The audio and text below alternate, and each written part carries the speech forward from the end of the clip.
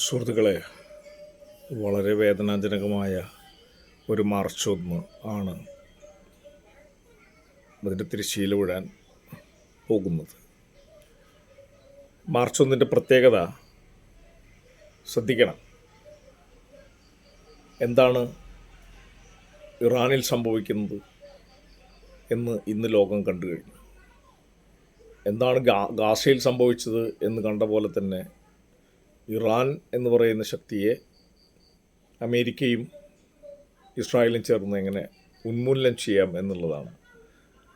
അവിടുത്തെ മറ്റ് ഇന്ധനങ്ങളും അതിൻ്റേതായിട്ടുള്ള സംഗതികളും കൈയടക്കുക എന്നുള്ളതാണ്.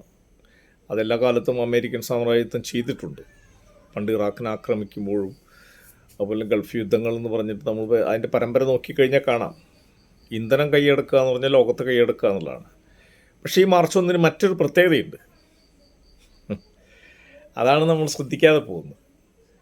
ഇവിടെ നമ്മൾ കേരളത്തിൽ ഇടതുപക്ഷം എത്ര ജനക്ഷേമകരമായ കാര്യങ്ങളാണ് ഇന്ന് നടത്തിയത് എന്ന് ശ്രദ്ധിക്കുക. ഒന്ന്, ചൂരൽമല മുണ്ടക്കൈ ടൗൺഷിപ്പിൻ്റെ ഉദ്ഘാടനം ഇന്ന് നടന്നു. നമ്മൾ വീടുകൾ വെച്ച് സാധാരണ മനുഷ്യർക്ക് നഷ്ടപ്പെട്ട വീടുകൾ, ജീവിതം നഷ്ടപ്പെട്ട മനുഷ്യരെ പുനർജീവിപ്പിക്കാനായിട്ട് നമ്മൾ ഒരുപാട് വീടുകൾ വെച്ചുകൊണ്ട് 200-ൽ താഴെ വീടുകൾക്കുള്ള താക്കോൽ കൈമാറ്റങ്ങളും അതിൻ്റെ ഉദ്ഘാടനമാണ് ഇന്ന് നടക്കുന്നത്. അതേസമയത്ത് തന്നെ ഇവിടെ ഈ സുവോളജിക്കൽ പാർക്ക് എന്ന് പറയുന്നത് മൃഗങ്ങളെ സംരക്ഷിക്കുന്ന രീതിയിൽ സുവോളജിക്കൽ പാർക്ക് എന്ന് പറയുന്നത് പുത്തൂർ, അതിൻ്റെ ഇനോഗ്രേഷൻ മാർച്ച് 1 നടന്നത്. അപ്പുറത്ത് ഈ പ്രകൃതി വിഭവങ്ങളും മൃഗങ്ങളും കൊല്ലപ്പെടുന്നു, മനുഷ്യർ കൊല്ലപ്പെടുന്നു, വീടുകൾ തകർക്കപ്പെടുന്നു, സ്കൂളുകൾ ബോംബിട്ട് തകർക്കുന്നു, നൂറുകണക്കിന് കുട്ടികളെ കൊല്ലുന്നതിനെക്കുറിച്ച് പദ്ധതികളിടുന്നു അമേരിക്കൻ സാമ്രാജ്യത്വവും ഇസ്രായേൽ സാമ്രാജ്യത്വവും. അതിൻ്റെ ഫാസിസ്റ്റ് ശക്തികളും ഒരു ഭാഗത്ത് നിൽക്കുമ്പോൾ നമ്മൾ ഈ ഇടതുപക്ഷം എന്താ ചെയ്യുന്നത്? ആ വൈരുദ്ധ്യമാണ് മനസ്സിലാക്കേണ്ടത്. യുദ്ധം ചെയ്ത് കീഴടക്കാനല്ല ശ്രമിക്കുന്നത്. നുണകൾക്കെതിരെയുള്ള പോരാട്ടം അപ്പുറത്തുണ്ട്. വൃത്തികെട്ട നുണ എന്ന് പറയുന്നത് നമ്മൾ അഴുക്കുചാലുകൾ ക്ലീൻ ചെയ്യുന്ന പോലെ തന്നെയാണ്. അതൊരു ഭാഗത്ത് കേരള സ്റ്റോറി 2 എന്ന് പറയുന്നത് ഏറ്റവും വൃത്തികെട്ട നുണ. അതൊരു പ്രയോഗമാണ്. നാളെ ഏത് നേതാവിനെയും ഡയറക്റ്റായിട്ട് പേര് പറഞ്ഞുകൊണ്ട് ആക്രമിക്കുന്ന അല്ലെങ്കിൽ ആക്ഷേപിക്കുന്ന, അവഹേളിക്കുന്ന പ്രോഡക്റ്റ് ന് വെച്ച് ചെയ്യുന്ന രീതി ഇടതുപക്ഷ വിരുദ്ധമായിട്ടുള്ള ഒരുപാട് സംഗതികൾ വരുമെന്നുള്ളതാണ്. ആ സമയത്ത് നമ്മൾ കയ്യും കെട്ടി നടന്നിട്ട് ലേഖനം എഴുതിയിട്ട് കാര്യമില്ല എന്നുള്ളതാണ്. അപ്പോൾ ആവിഷ്കാര സ്വാതന്ത്ര്യത്തിൻ്റെ പ്രശ്നം എല്ലാവരും പറയും. സത്യം എന്ന് പറയുന്നത് പ്രചരിപ്പിക്കാനാണ് ഈ ആവിഷ്കാര സ്വാതന്ത്ര്യം വേണ്ടത്. എനിക്ക് ഒരുപാട് ആളുകളെ നുണ പറയുന്നവരെ പ്രോത്സാഹിപ്പിക്കാൻ ആവിഷ്കാര സ്വാതന്ത്ര്യത്തിന് ഞാൻ സപ്പോർട്ട് ചെയ്യില്ല. നുണ മാത്രം പറയുന്നതിനാണ് ആവിഷ്കാര സ്വാതന്ത്ര്യം എന്ന് പറയാൻ പറ്റില്ല. അല്ലെങ്കിൽ സ്ത്രീകളെ റേപ്പ് ചെയ്യുന്നു, കുട്ടികളെ കൊല്ലുന്നു, ഇതൊക്കെ ഞങ്ങളുടെ ആവിഷ്കാര സ്വാതന്ത്ര്യമാണെന്ന് യുദ്ധപ്രിയന്മാർ പറഞ്ഞാലേ ഇത് മുഴുവൻ സമ്മതിക്കാൻ പറ്റുമോ? ആവിഷ്കാര സ്വാതന്ത്ര്യം എന്ന് പറയുന്നത് പോസിറ്റീവായിട്ടുള്ള കാര്യങ്ങളും കൂടി ശ്രദ്ധിക്കേണ്ടതുണ്ട്. പോസിറ്റീവായ കാര്യങ്ങൾ, മനുഷ്യന് ഗുണമുള്ള കാര്യങ്ങൾ, മനുഷ്യൻ്റെ എന്താണ് സ്വാതന്ത്ര്യം എന്ന് പറയുന്നതിന് വ്യാഖ്യാനിക്കേണ്ടി വരും. സ്വാതന്ത്ര്യം എന്ന് പറഞ്ഞാൽ തോന്നിയാസം കാണിക്കാനുള്ള സ്വാതന്ത്ര്യമല്ല. അപ്പോൾ അങ്ങനെയുള്ള ചില നുണപ്രചരണങ്ങളുടെ സിനിമകൾ ജനങ്ങൾ തള്ളിക്കളഞ്ഞു. പക്ഷേ നമ്മുടെ യൂത്ത് ഫോഴ്സ് എന്ന് പറയുന്നത് ഡിവൈഫൈഡ് യൂത്ത് ഫോഴ്സ് ട്രസ്പാസ് ചെയ്തുകൊണ്ട് തന്നെയാണ് അത് ചെയ്തിരിക്കുന്നത്. അതൊരു ഭാഗത്ത് ചെയ്യുമ്പോൾ ഇപ്പുറത്ത് നമ്മൾ ക്രിയേറ്റീവായിട്ടുള്ള ഒരുപാട് കാര്യങ്ങൾ ചെയ്യുന്നു. അതാണ് ഞാൻ പറഞ്ഞത്. ഒരു ഭാഗത്ത് വീടുകൾ പുനഃസൃഷ്ടിച്ച് കൊടുക്കുന്നു, പ്രകൃതി സംരക്ഷണം എന്നുള്ള രീതിയിൽ, ആനിമൽ എന്നുള്ള രീതിയിൽ ഒരു ടൂറിസത്തിൻ്റെ മേഖലയാണെങ്കിൽ പോലും ബയോളജിക്കൽ പാർക്ക് എന്ന് പറയുന്നത് അതിൻ്റെ സംരക്ഷണം നടത്തുന്നു. അപ്പുറത്ത് ഒരു ഭാഗത്ത് ബോംബ് ചെയ്തിട്ട് സ്കൂളുകൾ തകർക്കുന്നു. ആലോചിച്ച് നോക്കി. സ്കൂളുകൾ തകർക്കുക, കുട്ടികളെ കൊല്ലുക, വംശനാശം സംഭവിപ്പിക്കുക. അപ്പോൾ ലോകത്തിലെ ഇടതുപക്ഷം, പുരോഗമന ഇടതുപക്ഷം എന്ന് പറയുന്നത് എന്താണെന്നും ഈ വളരെ നെഗറ്റീവായ ഫാസിസം എന്താണെന്നും സാമ്രാജ്യത്വം എന്താണെന്നുള്ളതും ഈ ഒറ്റ ദിവസം കൊണ്ട്, മാർച്ച് 1 കൊണ്ടെങ്കിലും ലോക ജനത തിരിച്ചറിയണം. പക്ഷേ ഇതിനെതിരെ പ്രകടനം നടത്തുന്നവരാരാണ്? യുദ്ധത്തിനെതിരെ പ്രകടനം നടത്തുന്നത് ഇന്ന് ചേർപ്പിൽ LC സെക്രട്ടറി, സഖാദേവൻ്റെ LC സെക്രട്ടറിയുടെ ഒരു പോസ്റ്റ് മാത്രമാണ്. ഞാൻ വേറെ പരിപാടികൾ, പാട്ടുകൂട്ടത്തിൻ്റെ പരിപാടിയുടെ ഇടയിൽ നിന്ന് വന്നിട്ടാണ് നമ്മൾ ചെയ്യുന്നത്, നമ്മൾ ലൈവ് കൊടുക്കുന്നത്. തെരുവിൽ പ്രകടനം നടത്താനായിട്ട് തയ്യാറാവുന്ന ഈ വിദ്യാർത്ഥി പ്രസ്ഥാനങ്ങളും ബഹുജന പ്രസ്ഥാനങ്ങളും സ്ത്രീ സംഘടനകളും വരിക എന്നുള്ളതാണ്. അത് ലോകവ്യാപകമായിട്ട് ആക്രമിക്കപ്പെടാത്ത രാഷ്ട്രത്തിലിരുന്നിട്ട് എന്തെങ്കിലും പറഞ്ഞിട്ട് കാര്യമില്ല. യുദ്ധ തൊലയട്ടെ എന്നുള്ളതല്ല, അവിടെ തെരുവിലിറങ്ങി തന്നെ ചെയ്യണത്. ഈ ആക്രമിക്കപ്പെടാത്ത സ്ഥലങ്ങളിൽ നമ്മൾ സുരക്ഷിതരാണ് എന്ന് തോന്നുന്നത് തെറ്റാണ്. ഇപ്പോൾ കേരളത്തിൽ തന്നെ ലക്ഷക്കണക്കിന് പേരാണ് ഗൾഫ് മേഖലയിൽ വർക്ക് ചെയ്യുന്നത്. അങ്ങനെ ലക്ഷക്കണക്കിന് പേര് വർക്ക് ചെയ്യുന്നവരുടെയൊക്കെ ഒരു അവസ്ഥ ആലോചിച്ച് നോക്കുക, അനിശ്ചിതത്വം ആലോചിച്ച് നോക്കുക. സെക്യൂരിറ്റി നഷ്ടപ്പെടുന്നൊരവസ്ഥ, ഉറക്കം നഷ്ടപ്പെടുന്ന അവസ്ഥ, അതിഭീകരമായ അവസ്ഥകളാണ് അവർ നേരിടുന്നത്. കാവിശികയുടെ തന്നെ മുനീറ റായിംസ് മുതലുള്ളവരും ഒരുപാട് പേര് കാവിശികയിലും ഒക്കെ അവർ പങ്കുവയ്ക്കുന്ന വേവലാതി. ദുബായിലാണ്, അബുദാബിയിലാണ്, ബോംബിങ്, മിസൈൽ പോണ ശബ്ദം കേൾക്കാം എന്ന് പറഞ്ഞാൽ എങ്ങനെയാണ് മനുഷ്യന് അത്താഴം കൊണ്ട് കിടന്നുറങ്ങാൻ പറ്റുക? ഓരോ രാത്രികൾ എത്ര തവണ അവർ ഞെട്ടി ഉണരും മനുഷ്യർ. ഭാവിയെക്കുറിച്ച് ആലോചിക്കുന്ന ഇരുട്ട് വീണ സൂര്യ ഉദിക്കുമ്പോഴേക്ക് അസ്തമിക്കുന്ന അവസ്ഥയാണ്. സൂര്യ ഉദിച്ചു എന്ന് പറയുമ്പോൾ തന്നെ അസ്തമിച്ച അവസ്ഥയാണ്. കാരണം അപ്പോഴേക്ക് ആകാശം ഇരുണ്ട് കാണും, കറുത്ത പുകപടലങ്ങളാൽ ഇരുണ്ട് കാണും. ഇവിടെ നമ്മൾ നേരത്തെ പറഞ്ഞ് വീണ്ടും ആവർത്തിക്കുകയാണ്. കേരളം മാർച്ച് 1 അടയാളപ്പെടുത്തുന്നത് മുണ്ടക്കൈ ചുരൽമല ടൗൺഷിപ്പിൻ്റെ അതിൻ്റെ ഉദ്ഘാടനമാണ്. അതിൻ്റെ പുനരധിവാസത്തിൻ്റെ അത്രയും വീടുകൾ, 200-ൽ താഴെ വീടുകൾ ഇപ്പോൾ കൊടുത്തു കഴിഞ്ഞിരിക്കുന്നു. അടുത്ത ഘട്ടം അടുത്ത് വരുന്നു. ഒരുപാട് സുവോളജിക്കൽ പാർക്ക്. ഇതെങ്ങനെ തിരിച്ചറിയുക? തിരിച്ചറിയണ്ടേ? കേരള ജനത തിരിച്ചറിയണ്ടേ? അടുത്ത ഇലക്ഷൻ വരുമ്പോൾ നമ്മൾ തിരിച്ചറിയണ്ടേ ആരാണ് സംരക്ഷകർ എന്നുള്ളത് തിരിച്ചറിയണ്ടേ? വികസനം എന്ന് പറയുന്ന ഒരു സ്ഥലത്ത് ഇപ്പോൾ ലോകത്തിലെ കോർപ്പറേറ്റുകളുടെ ചിന്ത എന്താണ്? നമ്മൾ ഈ വികസനം എന്ന് പറയുന്ന സ്ഥലങ്ങളൊക്കെ നമ്മൾ ഒരുപാട് ജനകീയമായ മറ്റ് ക്രൗഡഡ് ഫണ്ടിങ്ങിലൂടെയും മറ്റു രീതിയിലും ലോൺ എടുത്തുകൊണ്ടൊക്കെ നമ്മൾ വികസിപ്പിച്ച് കൊണ്ടുവരുമ്പോഴേക്കും യുദ്ധവറയന്മാരും കോർപ്പറേറ്റുകൾ എന്താ ചെയ്യുന്നത്? അത് തകർക്കുക. അത്തരം വികസിതമായ സ്ഥലങ്ങൾ എങ്ങനെയാണോ, അല്ലെങ്കിൽ തേർഡ് വേൾഡ് കൺട്രീസിൽ എങ്ങനെയാണോ, അല്ലെങ്കിൽ ഇതേപോലെ ഇന്ധനങ്ങൾ കൈയടക്കുന്നതിൻ്റെ ഭാഗമായിട്ട് അത്തരം സ്ഥലങ്ങൾ തകർത്ത് കഴിഞ്ഞാൽ അവർ വീണ്ടും ഡെവലപ്മെൻറ്റായിട്ട് വരും. അവരുടെ കോടികൾ തന്നെ ഉപയോഗിച്ചുകൊണ്ട് അവർക്ക് ഞങ്ങളത് ഡെവലപ്പ് ചെയ്ത് തരാമെന്ന് പറയുന്നു. ഒരു ഭാഗത്ത് ഡിസ്ട്രോയ് ചെയ്യുക, പിന്നീട് പറയുക ഡെവലപ്മെൻറ്റ് എന്നുള്ളത്. ഡിസ്ട്രക്ഷൻ ആൻഡ് ഡെവലപ്മെൻറ്റ് എന്ന് പറയുന്നൊരു പോളിസിയിലൂടെയാണ് അവർ പോയിക്കൊണ്ടിരിക്കുക. ഈ കെട്ടിടങ്ങളൊക്കെ തകർത്താലാണല്ലോ അടുത്ത അവർ സംരക്ഷകരായിട്ട് അവർ തന്നെയാണ് വരുന്നത്. കില്ലേഴ്സ് സേവിയാഴ്സ്, വേട്ടക്കാരൻ തന്നെ രക്ഷകരായി വരുന്ന രീതിയിലാണ് അവരുടെ അജണ്ട. അതെന്തുകൊണ്ടാണെന്ന് വെച്ചാൽ കെട്ടിക്കിടക്കുന്ന ആയുധങ്ങളാണ്. കോടിക്കണക്കിന് രൂപയുടെ ആയുധങ്ങൾ ഉണ്ടാക്കി വെച്ച് കെട്ടിക്കിടക്കുകയാണ്. ഈ കെട്ടിക്കിടക്കുന്ന ആയുധങ്ങൾ എവിടെയെങ്കിലുമൊക്കെ ഉപയോഗിച്ച് തീർക്കണം. അതിൻ്റെ ഇടയിൽ വർഗീയതയും വംശീയതയും വളർത്തിക്കൊണ്ടും കമ്മ്യൂണിസ്റ്റ് വിരുദ്ധത ഉണ്ടാക്കിക്കൊണ്ടും വേണം അത് ഇതൊക്കെ ഉപയോഗിക്കാൻ. ഈ എല്ലാ യുദ്ധങ്ങളും കമ്മ്യൂണിസ്റ്റ് വിരുദ്ധമാണ്. കമ്മ്യൂണിസ്റ്റ് സോഷ്യലിസ്റ്റ് ആശയങ്ങൾക്ക് വിരുദ്ധമാണ് യുദ്ധം എന്ന് പറയുന്നത്.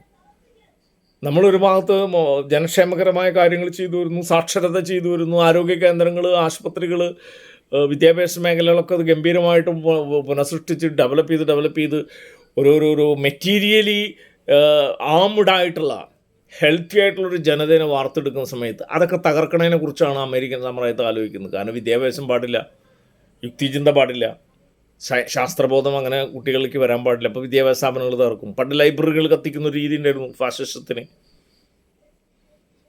എല്ലാ ലൈബ്രറികളും ചരിത്ര പുസ്തകങ്ങൾ കത്തിച്ച് കളയുക എന്നുള്ളത്. എന്താ ചെയ്യണമെന്ന് വെച്ചാൽ ആരും പഠിക്കരുത്, ജ്ഞാനികളാവരുത്, ചരിത്രബോധമുള്ളവരും യുക്തിബോധമുള്ളവരും ശാസ്ത്രബോധമുള്ളവരും ആകരുത്. അങ്ങനെ വരുമ്പോൾ അവർ നശിപ്പിച്ച് കളയാണ്. അതോടുകൂടി മെമ്മറിയിലും തകർക്കാൻ പറയും. ഭൂതകാലത്ത് തകർത്ത് കളയാൻ പറ്റും, ഡിലീറ്റ് ചെയ്യാൻ പറ്റും, എലിമിനേറ്റ് ചെയ്യാൻ പറ്റും. അപ്പോൾ ഇതെല്ലാം ഒരു നൂലിൽ കോർത്ത പോലെയാണ് നമ്മൾ കാണേണ്ടത്. ഒരു നാണയത്തിൻ്റെ 2 വശം എന്ന് പറഞ്ഞാൽ സാമ്രാജ്യത്വം എന്ന് പറഞ്ഞാൽ അതിൻ്റെ ഇരുണ്ട വശമാണ്, നെഗറ്റീവ് എനർജിയാണ്.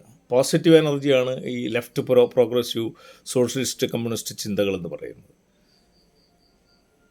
1-2 അതിനകത്ത് എന്തെങ്കിലും ഒരു ചെറിയ വയലൻസ് കാണുമ്പോഴേക്കും ടോട്ടൽ എന്ന് പറയുന്നത് തള്ളിക്കളയുന്ന രീതി എന്ന് പറഞ്ഞാൽ ഒരു ചെള്ളിനെ കാണുമ്പോഴേക്കും തെങ്ങ് മുറിച്ച് കളയുന്ന പരിപാടിയാണ്. ഒരു ചെള്ളിനെ കണ്ടു എന്ന് പറഞ്ഞാൽ തെങ്ങ മുറിച്ച് കളയുക. ആ പൂങ്കൊല മാറ്റിയിട്ട് അതിന് മരുന്നിടല്ലേ വേണ്ടത് എന്ന് പറയുന്ന പോലെയാണ് നമ്മളിതിന് കാണേണ്ടത് ഏത് പ്രസ്ഥാനത്തിനകത്തും. കാരണം വലതുപക്ഷ നെഗറ്റീവായിട്ടുള്ള എനർജി അപ്പുറത്തുള്ളിടത്തോളം അതിൻ്റെ ട്രസ്പാസിങ് വന്നുകൊണ്ടിരിക്കും, ഫിൽട്ടർ ചെയ്ത് ഇങ്ങോട്ട് കയറും.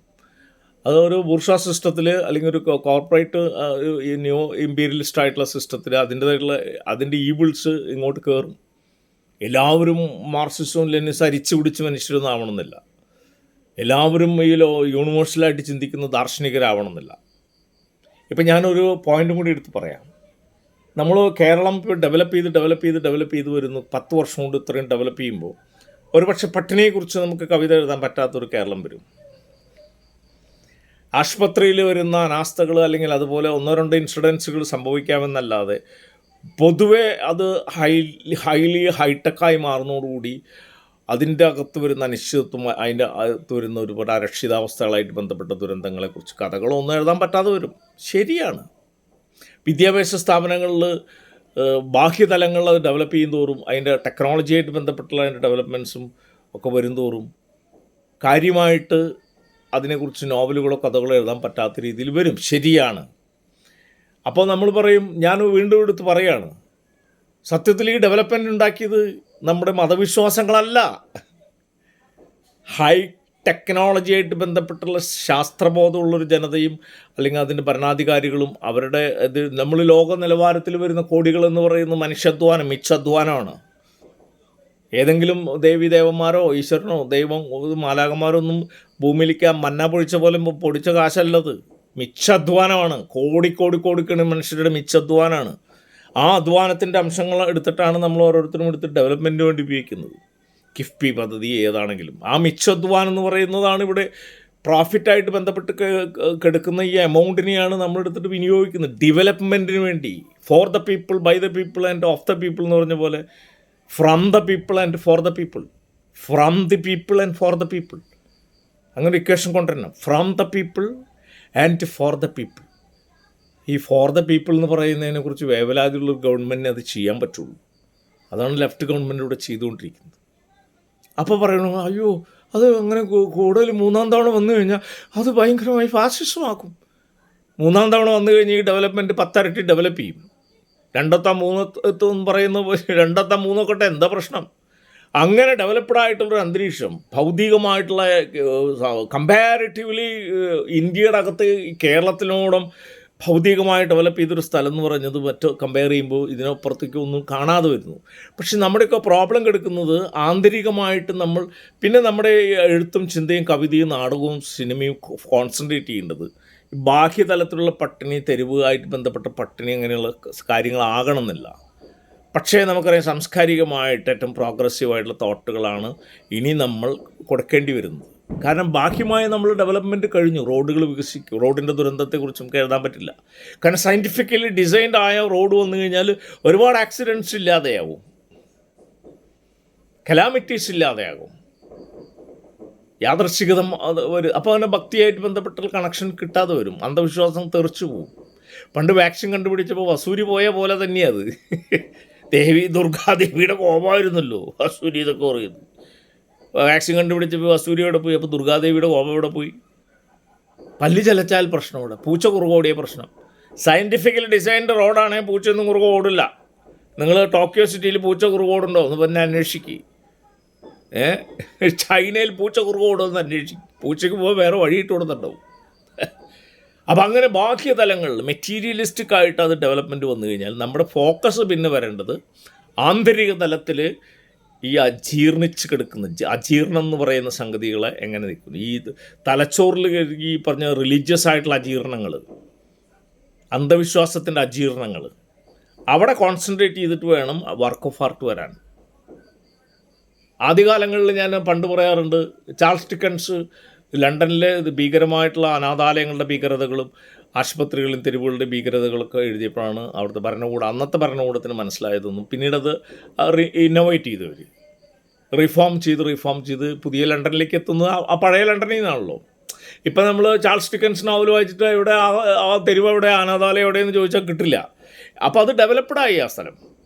പക്ഷേ വിശ്വാസത്തിൻ്റെ ഏരിയാസ് നൂറ്റാണ്ടുകളായിട്ട് തലച്ചോറിൽ കിടക്കുന്ന ആ എലമെൻറ്റ് ചിലപ്പോൾ പോയിട്ടുണ്ടായിരിക്കില്ല. അപ്പോൾ അവിടെയാണ് നമ്മൾ കോൺസെൻട്രേറ്റ് ചെയ്യേണ്ടി വരുന്നത്. അങ്ങനെ കോൺസെൻട്രേറ്റ് ചെയ്യുന്നതിന് ഒരു മൂന്നാം ഘട്ട ഭരണം കൂടി,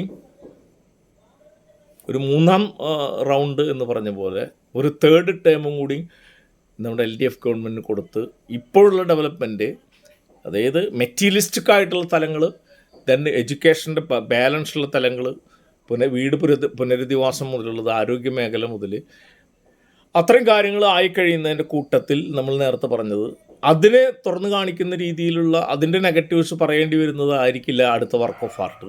ഉള്ളിൽ കിടക്കുന്ന അന്ധവിശ്വാസം, ശാസ്ത്രവിരുദ്ധത, അത് കോൺസെൻട്രേറ്റ് ചെയ്ത് സിനിമകളും നാടകങ്ങളും കവിതകളും കഥകളും നോവലുകളും വരണം എന്നുള്ളതാണ്. ആ ഒരു സ്പേസ് ആണ് നമ്മൾ ലെഫ്റ്റ് ചിന്തകർ, ദാർശനികർ, എഴുത്തുകാർ, കലാകാരർ കോൺസെൻട്രേറ്റ് ചെയ്യേണ്ടത്. അതിന് അങ്ങനെ കോൺസെൻട്രേറ്റ് ചെയ്യാനുള്ള ഇടം എന്ന് പറയുന്നത് നേരത്തെ പറഞ്ഞ മറ്റ് ഡെവലപ്മെൻറ്റുകൾ കണ്ടിന്യൂ ചെയ്യാനായിട്ടൊരു ടേമും കൂടി കൊടുക്കുക. ആ ടേമും കൊടുത്തിട്ട് പിന്നീട് ജനം തീരുമാനിക്കുകയാണ്, ഓക്കെ 3 ടേം മാക്സിമം അത് പ്രൊഡക്റ്റീവായിട്ട് അല്ലെങ്കിൽ ക്രിയേറ്റീവായിട്ട് ചെയ്തു കഴിഞ്ഞു എന്ന് പറയുമ്പോൾ പിന്നീട് വല്ല നെഗറ്റീവും കണ്ടാൽ മാത്രമാണ് ഒരു ഗവൺമെൻറ്റിന് ഈ ജനതയ്ക്ക് ഉപേക്ഷിക്കാൻ തോന്നുള്ളൂ. സത്യത്തിലൂടെ വലതുപക്ഷം ചിന്തിക്കുന്നു, കോർപ്പറേറ്റുകൾ ചിന്തിക്കുന്നത് 3 ടേം കഴിഞ്ഞാൽ പിന്നെ ഈ പേസ് ഇങ്ങനെയുള്ളൊരു ക്രിയേറ്റീവ് പേസിൽ ലെഫ്റ്റ് മുന്നണി ഇങ്ങനെ മുന്നോട്ട് കൊണ്ടുപോവുകയാണെങ്കിൽ തുടർച്ചയായിട്ട് വീണ്ടും വീണ്ടും വീണ്ടും ഈ ജനത ലെഫ്റ്റ് മുന്നണിയെ ഭരണത്തിലേക്ക് തന്നെ കൈപ്പിടിച്ച് കൊണ്ടുവരും. അത് ഭയന്നിട്ടാണ് ചില ബുദ്ധിജീവികളടക്കം പറയുന്നത്, ഫാസിസം വരും, 3 ടൈം ഭരിച്ചാൽ ഫാസിസം വരും എന്നൊക്കെ പറയും. സത്യത്തിൽ നമ്മൾ കൾച്ചറലി സ്ട്രഗിൾ ചെയ്യേണ്ട, ഫൈറ്റ് ചെയ്യേണ്ട, സർവൈവ് ചെയ്യേണ്ട ഒരുപാട് ഏരിയാസ് ഉണ്ട്. അതിലേക്ക് കോൺസെൻട്രേറ്റ് ചെയ്യാനുള്ളൊരു സ്പേസാണ് ഈ അടുത്ത ഇലക്ഷൻ കഴിഞ്ഞാൽ നമുക്ക് ആർജിക്കുന്നത്. കാരണം ഇവിടെ കഴിഞ്ഞ 5 കൊല്ലം കൊണ്ട് ഞാൻ നാടകക്കാരൻ എന്നുള്ള രീതിയിൽ പറയാം, ഒരു ഭാഗത്ത് യുദ്ധം തകർത്തു തരിപ്പണാക്കിക്കൊണ്ടിരിക്കുകയാണല്ലോ. ഇവിടെ നമ്മൾ നാടകക്കാർക്ക് 2 ലക്ഷം വെച്ച് കൊറോണ അതിജീവനായിട്ട് ബന്ധപ്പെടുത്തിയിട്ട് 45ഓളം മെച്ച നാടകക്കാർക്ക് 2 ലക്ഷം. മലയാള നാടക ഈ കേരളത്തിൻ്റെ 57 മുതലുള്ള ഭരണത്തിൻ്റെ ചരിത്രത്തിൽ എവിടെയുള്ളത്? 2 ലക്ഷം വെച്ച് 45ഓളം കലാസമിതികൾക്കും 4 ലക്ഷം വെച്ച് 50ഓളം പ്രൊഫഷണൽ നാടകക്കാർക്കും കഴിഞ്ഞ 5 കൊല്ലം കൊറോണയ്ക്ക് ശേഷമുള്ള പീരീഡിൻ്റെ അതിജീവനമായിട്ടാണ് അത്ര ലക്ഷം രൂപ കൊടുത്തിരിക്കുന്നത്. അതിൻ്റെ പ്രോഡക്ട്സ് എത്രമാത്രം ഗംഭീരമായിരുന്നല്ലോ എന്നുള്ളതല്ല നമ്മുടെ വിഷയം. അതുപോലെ തന്നെ 15,000 രൂപ വെച്ചിട്ട് ഒരു 100ഓളം 101ഓളം സംഗീത കോമ്പോസിഷന് വേണ്ടി കേരള ഗാനങ്ങൾ എന്ന് പറഞ്ഞിട്ട് എൻ്റെ മകനടക്കം കിട്ടിയതാണ്. ഞാൻ നേരത്തെ ഒരു വീഡിയോയിൽ പറഞ്ഞതാണ്. അങ്ങനെ ഓരോ തലങ്ങൾ ഫോക്ലോറായിട്ട് ബന്ധപ്പെടുത്തിയിട്ടും പബ്ലിക്കേഷനായിട്ട് ബന്ധപ്പെടുത്തിയിട്ടും അത്തരം സംഗതികൾ ഒരുപാട് കഴിഞ്ഞ 5 വർഷം കൊണ്ട്, കഴിഞ്ഞ 10 വർഷം കൊണ്ടെന്ന് പറയുന്നതിൻ്റെ കൂട്ടത്തിൽ കഴിഞ്ഞ 5 വർഷം ഞാൻ പറയാൻ കാരണം ആഫ്റ്റർ കൊറോണ പീരീഡാണ്. അത്രയധികം ഡെവലപ്മെൻറ്റാണ് ചെയ്തിരിക്കുന്നത്. എന്നിട്ടും പോരാ എന്നുള്ള അഭിപ്രായമാണ് നമ്മൾ പറയാറ്. കുറച്ചും കൂടി ഗ്രാസ് റൂട്ടിൽ വരണമെന്നും കുറച്ചും കൂടി പിന്നെ ഇതായിട്ട് പാർട്ടി ഗോവിന്ദ മാഷ് പറയുന്ന എല്ലാ പ്രാദേശിക യൂണിറ്റുകളും സോഷ്യൽ മീഡിയ ഉപയോഗിക്കണമെന്ന് പറയുന്നത്. ഞാനിവിടെ ചേർപ്പിൽ ഞാൻ പറഞ്ഞിട്ടാണ് ഇവിടെ യൂട്യൂബൊക്കെ ഉണ്ടാക്കിയിട്ടില്ല. ചേർപ്പ് ഏരിയ കമ്മിറ്റിയുടെ എല്ലാ ഏരിയ കമ്മിറ്റികളും പോഡ്കാസ്റ്റിൻ്റെ യൂട്യൂബ് ഉണ്ടാക്കണം. യൂട്യൂബ് എന്ന് പറഞ്ഞാൽ നമ്മളെന്തോ തോന്നിയാസം കാണിച്ച് വൈറലുണ്ടാക്കി കോടികൾ ഉണ്ടാക്കലല്ല. നമ്മുടെ നാട്ടിലെ സത്യങ്ങൾ വെളിപ്പെടുത്താനായിട്ടെങ്കിലും അത് ഉപയോഗിക്കണം. നുണകളുടെ ഈ കേരള സ്റ്റോറി 2 പോലുള്ള ആയിരക്കണക്കിന് എണ്ണം വരും ഇനി 3, 4, 5 എന്നൊക്കെ പറഞ്ഞിട്ട്. ഹിറ്റ്ലർ ചെയ്ത അതേ തന്ത്രങ്ങളാണ്. ഗീബൽസിൻ തിയറിയൊക്കെ ധാരാളം വരും. പക്ഷെ നമുക്ക് സത്യം പറയാൻ നമുക്ക് എന്ത് ചെയ്യണം? തെരുവിൽ പ്രസംഗിക്കാൻ ശരിയാണ്, പക്ഷേ സാധാരണ മനുഷ്യരുടെ കൂടെ നമ്മൾ ക്യാമറയും ഈ പറഞ്ഞ മൊബൈലൊക്കെ ആയിട്ട് ഇറങ്ങി തിരിച്ചുകൊണ്ട് ചെറിയ ചെറിയ ബൈറ്റുകളും ചെറിയ ചെറിയ റീൽസുകളും അങ്ങനത്തെ ചില ഇമാജിനേറ്റീവായിട്ടുള്ള ചില ഇൻസിഡൻസ് യൂത്തിനൊക്കെ ഉപയോഗിച്ചുകൊണ്ട്, കുട്ടികളെ ഉപയോഗിച്ചുകൊണ്ട് അത്തരം എക്സ്പ്രഷൻസ് ആയിരക്കണക്കിന് വരിക എന്നുള്ളതാണ്. അത് യുദ്ധവിരുദ്ധ ചിന്തയായിരിക്കാം, വർഗീയ വിരുദ്ധ ചിന്തയായിരിക്കാം, ഫാസിസ്റ്റ് വിരുദ്ധ ചിന്തയായിരിക്കാം. സത്യത്തിനെ സംരക്ഷിക്കാനായിട്ടെങ്കിലും നമ്മൾ മീഡിയ ഉപയോഗിക്കണ്ടേ? ഇനി AI കാലമാണ്. ഏത് ലീഡർമാർ ഏതെല്ലാം രീതിയിൽ ഇപ്പോൾ സെക്സ്വൽ പെർവേർഷൻ്റെ ഭാഗമായിട്ട് AI എന്തൊക്കെയാണ് ക്രിയേറ്റ് ചെയ്തിട്ട് ആരൊക്കെയാണ് തകർക്കാന്നുള്ളത് പറയാൻ പറ്റില്ല. നോക്കിയിരിക്കില്ലേ നമ്മളൊക്കെ മോർഫിങ്ങിലൂടെയും മറ്റേലൂടെയും കൊണ്ടുപോയിട്ട് കാട്ടിക്കൂട്ടിയിട്ട് എന്തു വേണമെങ്കിൽ ചെയ്ത് കളയും. ധീരമായിട്ട് നേരിടുക. നിങ്ങൾ ഉള്ളിൻ്റെ ഉള്ളിൽ സത്യസന്ധനാണെങ്കിൽ ജനങ്ങളുടെ മുമ്പിൽ നിന്ന് ധീരമായിട്ട് നേരിടുക എന്നുള്ളതാണ്. അപ്പോൾ ഒരു ഭാഗത്ത് ഞാൻ സമപ്പ് ചെയ്യാം, ഒരു ഭാഗത്ത് യുദ്ധം കൊണ്ട് ഇതുവരെ ആർജിച്ച സിവിലൈസ്ഡ് ആയിട്ടുള്ള സംഗതികളോ അല്ലെങ്കിൽ സമാധാനപരമായ ജീവിതമോ വീടോ ആശുപത്രികളോ സ്കൂളുകളോ ഒരു ഭാഗത്ത് തകർത്തുകൊണ്ടേയിരിക്കുന്നു എന്നുള്ളതാണ് സാമ്രാജ്യത്തിൻ്റെ രീതി. യുദ്ധവറിയന്മാരാണ് അവർ. യുദ്ധം എന്ന് പറയുന്നത് ഇപ്പുറത്ത് ബുദ്ധൻ എന്ന് പറയുന്ന തലമാണ് ഞാൻ എടുത്തത്. യുദ്ധം വേഴ്സസ് ബുദ്ധൻ എന്ന് ഞാൻ എല്ലാ തവണയും പറയാറുണ്ട്. നമ്മളിലൊക്കെ ബുദ്ധൻ്റെ റേയാണ്. അതുകൊണ്ടാണ് നമ്മൾ ഈ ക്രിയേറ്റീവായിട്ട് ചിന്തിക്കുന്നത്. അതുകൊണ്ടാണ് നമുക്ക് ഇത്രയും വീടുകൾ വെക്കണം തോന്നുന്നത്. 99% LDFൻ്റെ അകത്ത് ബുദ്ധൻ്റെ റേയാണ്. അതിനകത്ത് 1% ഉണ്ടായിരിക്കും യുദ്ധത്തിൻ്റെ റേ ഉണ്ടായിരിക്കും. ഇല്ലയെന്നൊന്നും പറയാൻ പറ്റില്ല. പക്ഷേ 99% പോസിറ്റീവായിരിക്കും. ആ 99%-നെ എങ്ങനെ എലിമിനേറ്റ് ചെയ്യണം എന്നുള്ളതാണ് ഇപ്പോൾ ചർച്ച ചെയ്യുന്നത്. ഞാൻ പറഞ്ഞത് ഒരു ഇലക്ഷൻ കൂടി മുന്നിൽ കണ്ടുകൊണ്ടാണ് പറയുന്നത്.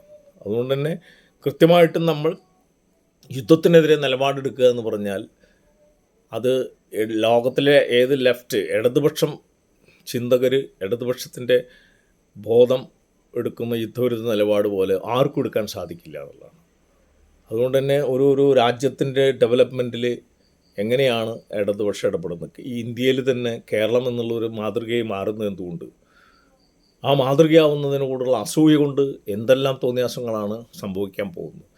ജനത, beware of the negative forces, beware of imperialistic forces. ഞാൻ ഈ കേരളത്തിൻ്റെ ജനതയോടാണ് പറയുന്നത്. ബഹുഭൂരിപക്ഷം മനുഷ്യർക്ക് സമാധാനപരമായിട്ട് കിടന്നുറങ്ങണമെങ്കിൽ ആ ബഹുഭൂരിപക്ഷം മനുഷ്യർ ഇപ്പോൾ ഡെവലപ്മെൻറ്റായിട്ട് ബന്ധപ്പെട്ട് നിൽക്കുന്ന ലെഫ്റ്റിൻ്റെ കൂടെ തന്നെയാണ് ചേരേണ്ടത്. ഒരു 5 വർഷം കൂടി കൊടുത്തു നോക്കുക, ഇതിൻ്റെ 10 ഇരട്ടി സ്പീഡിൽ അത് ഡെവലപ്മെൻറ്റ് ചെയ്തിരിക്കും. പിന്നീട് നിങ്ങൾക്ക് വേണോ വേണ്ടെന്ന് ആലോചിക്കാം. പിന്നെയും തുടരണമെന്ന് തന്നെയാണ് നിങ്ങൾ ആലോചിക്കുക.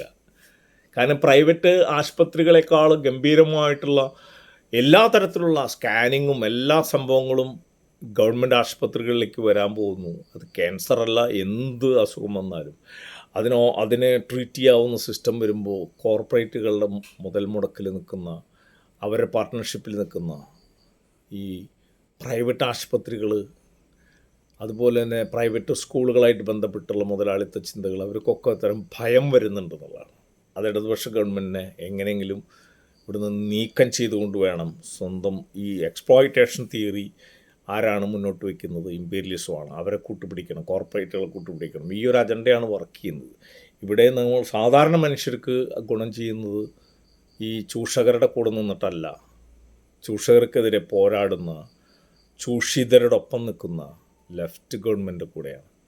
തിരിച്ചറിയാനുള്ള ഒരു സാക്ഷരതയെങ്കിലും, 100% സാക്ഷരത എന്ന് കേരളത്തിൽ പറയുമ്പോൾ ആ സാക്ഷരതയാണ്. അത് കോൺഗ്രസ്സിൽ, BJP-യിൽ ഒക്കെ തെറ്റിദ്ധരിക്കപ്പെട്ട് നിൽക്കുന്ന സാധാരണ മനുഷ്യർ, ആ മനുഷ്യർ ഇത് ഈ മുമ്പിൽ കിട്ടിയ കാണുന്ന അനുഭവിക്കുന്ന സത്യങ്ങളെ നിഷേധിക്കാതിരിക്കുക. ആരോഗ്യം, വസ്ത്രം, പാർപ്പിടം, ആരോഗ്യം, വിദ്യാഭ്യാസം. ആഹാരം, വസ്ത്രം, പാർപ്പിടം, ആരോഗ്യം, വിദ്യാഭ്യാസം, സംസ്കാരം, അതാണ് കൂടുതൽ മുന്നോട്ട് വരേണ്ടത്. പക്ഷേ ആദ്യം പറഞ്ഞ ആഹാരം, വസ്ത്രം, പാർപ്പിടം, വിദ്യാഭ്യാസം, ആരോഗ്യം, ഈ 5 എണ്ണത്തിലും ഏറ്റവും ഔട്ട്സ്റ്റാൻഡിങ് പെർഫോമൻസ് ചെയ്യുന്ന ലെഫ്റ്റ് എന്ന് പറയുന്നത് കണ്ടിന്യൂ ചെയ്തേ പറ്റൂ. നേരത്തെ പറഞ്ഞത് നാടകക്കാർക്കും സംഗീതജ്ഞർക്കും മറ്റുള്ള ഒരുപാട് പേർക്കും ക്രിയേറ്റീവായിട്ട് ചെയ്ത് ആ തുടർച്ചകളും മുന്നോട്ട് കൊണ്ടുപോകും. നമുക്ക് ഒരുപാട് പ്രോജക്റ്റുകൾ കൾച്ചറലി, ആർട്ട്, കൾച്ചർ തലത്തിൽ മുന്നോട്ട് വയ്ക്കാനുണ്ട്. അതിന് എന്താണ് സംസ്കാരം, എന്താണ് കല, എന്താണ് സമരത്തിൻ്റെ മാർഗമായിട്ടുള്ള നാടകം, എന്താണ് സമരത്തിൻ്റെ ഊർജം ഉൾക്കൊള്ളുന്ന സിനിമകൾ, കവിതകൾ, ഇതൊക്കെ തിരിച്ചറിയുന്ന ലെഫ്റ്റ് ഫോഴ്സിൽ നിൽക്കുന്നവർ മുന്നോട്ട് വരിക എന്നുള്ളത്, അത് മാത്രമേ ഇതിന് മാർഗമുള്ളൂ. അല്ലാതെ അത്തരം കാര്യങ്ങളെക്കുറിച്ച് ചിന്തിക്കാത്ത വലതുപക്ഷ ശക്തികളുടെ അകത്ത് എന്ത് സാംസ്കാരിക മുന്നേറ്റമാണ് പ്രതീക്ഷിക്കുന്നത്? അതുകൊണ്ട് ലാൽ സലാം എന്ന് പറഞ്ഞ് നിർത്തുകയാണ്. മാർച്ച് 1 പ്രത്യേകത ഒന്നുകൂടി ഊന്നി പറയുന്നു. ഒരു ഭാഗത്ത് യുദ്ധം പ്രഖ്യാപിക്കപ്പെട്ട് എല്ലാ സ്കൂളുകളും അല്ലെങ്കിൽ ആശുപത്രികളും അല്ലെങ്കിൽ സാധാരണക്കാരൻ്റെ വീടുകളും തകർക്കപ്പെടുമ്പോൾ നമ്മളിവിടെ മുണ്ടക്കൈ ചുരൽമലയിൽ വീടുകൾ പുനഃസ്ഥാപിച്ചുകൊണ്ട് മനുഷ്യരെ പുനരധിവസിപ്പിച്ചുകൊണ്ടുള്ള താക്കോൽ കൈമാറ്റം നടന്നതും സുവോളജിക്കൽ പാർക്ക് എന്ന് പറയുന്നത് അത് തുറന്നു കൊടുത്തതും ഇടതുപക്ഷ ഗവൺമെൻറ് ഇപ്പുറത്ത് ചെയ്യുന്നു. അപ്പുറത്ത് ഇമ്പീരിയലിസം എല്ലാം നശിപ്പിക്കുന്നു. ഇമ്പീരിയലിസത്തിൻ്റെ കൂടെ പോകുന്നവർ ഈ നെഗറ്റീവ് ഫോഴ്സായിട്ട് മാറുന്നു, നമ്മൾ പോസിറ്റീവായി മാറും. ഈ നെഗറ്റീവും പോസിറ്റീവും തമ്മിലുള്ള ഈ യുദ്ധത്തിൽ നിങ്ങൾ ആരോടൊപ്പം? നിങ്ങൾ പോസിറ്റീവ് ആൻഡ് ക്രിയേറ്റീവായ പ്രോഗ്രസീവായ ലെഫ്റ്റിൻ്റെ ഒപ്പമാണോ, അത് നെഗറ്റീവ് ആൻഡ് നോൺ ക്രിയേറ്റീവായിട്ടുള്ള റിയാക്ഷണറി ആയിട്ടുള്ള ഏറ്റവും പിന്തിരിപ്പന്മാരായ ഇമ്പീരിയലിസത്തിൻ്റെ കൂടിയാണോ? മനുഷ്യത്വ രഹിതമായ കാര്യങ്ങൾ മാത്രം ചിന്തിക്കുന്ന ക്രിമിനലായിട്ടുള്ള മനുഷ്യരുടെ കൂടെയാണോ? അത് ക്രിയേറ്റീവായ ലെഫ്റ്റിൻ്റെ കൂടെയാണോ? ഈ ഒറ്റ ചോദ്യം ചോദിച്ചുകൊണ്ട് നിർത്തുകയാണ്. Thank you very much.